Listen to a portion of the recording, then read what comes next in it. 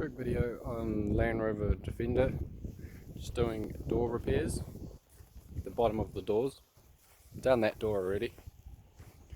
So here's the piece that came out, and it's pretty rotten. Only part of the door that's rotten.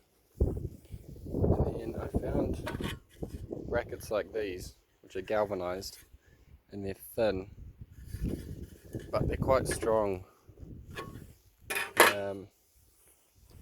And they're the perfect size. I had to weld them together there, but they weren't long enough.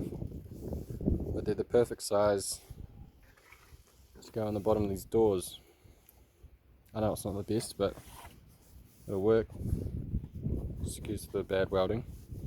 I need a new MIG welder. It doesn't have gas with it. It's the gasless ones.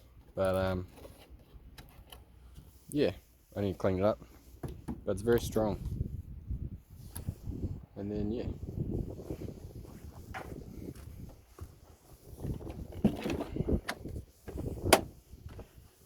Here's what the finished one looks like.